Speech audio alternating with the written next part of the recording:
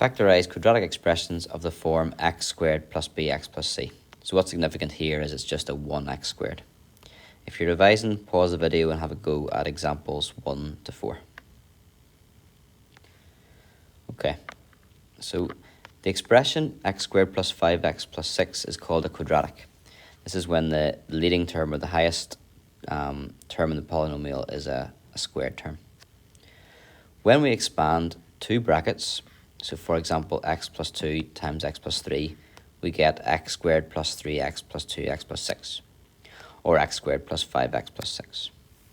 When we're factorising, then we're going in reverse.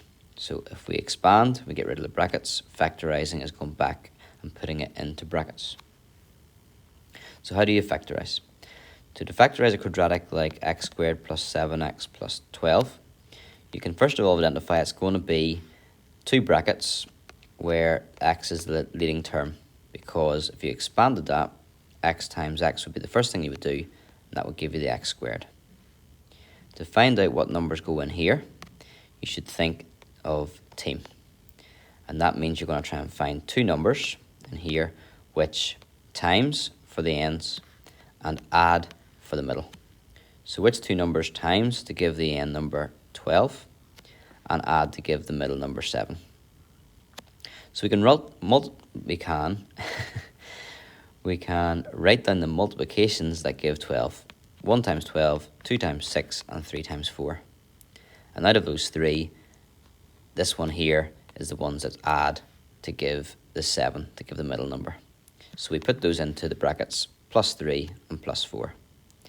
If you want to check if you're right, you can expand that bracket out and you should get this here.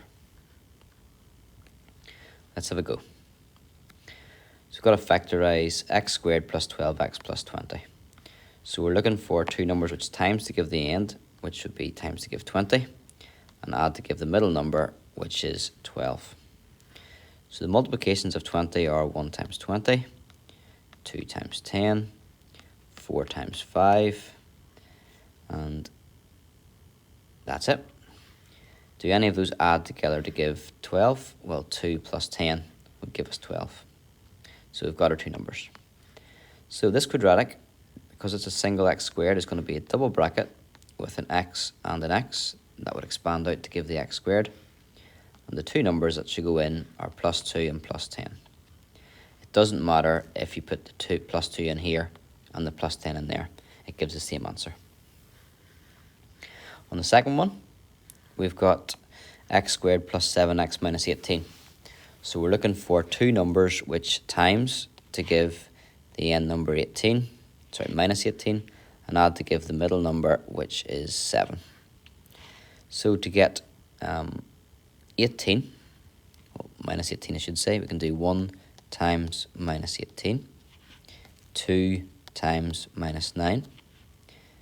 We can do 6 times, 3 times minus 6. Now all of those were probably a poor choice, because if you add any of those numbers, the number on the right is bigger than left. So when you add them, you get a negative number. We need a positive number. So we should have went for, these next ones will be better.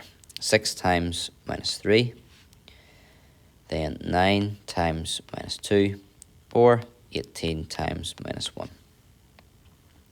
It'll be these two that add to give positive 7. So we can put down our double brackets. We can put x in the first bracket and the second bracket.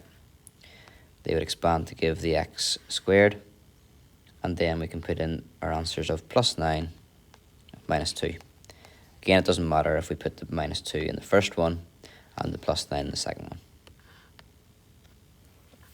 Example 3. We've got x squared minus 4x minus 21. So here, we're looking for two numbers which times to give the end number minus 21 and add to give the middle number minus 4. So if we try minus 1 times 21, it's no good. Minus 3 times 7, no good. But you can see sometimes you don't need to do a full list. If you can see this one here is almost right, you've got, that will give you plus 4. If we switch around the signs there and write minus 7 times 3, then we can see that would give minus 4. So don't need a full list, but if you can't work it out, do a full list and you should find it from the list. So then we put our double brackets. Our x goes in the front, and the numbers are minus 7 and plus 3. Finally, number 4, we've got x squared minus 12x plus 32. So we're looking for two numbers which times to give 32 and add to give the middle number minus 12.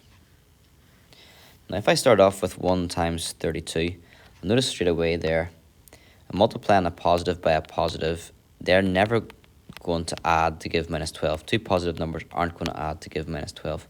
So how on earth am I going to get a negative? Well, remember, a negative times a negative gives a positive. So if 1 times 32 is 32, minus 1 times minus 32 is also 32. Now they add to give minus 33, so they're not right, but I'm looking for two negative numbers. So minus 2 times 16. Unfortunately, that doesn't work. Minus 4 times 8. Sorry, minus 8, I should say. They add together to give minus 12. So they're my two numbers. So put my brackets down. X in the front. And the two numbers are minus 4 and minus 8.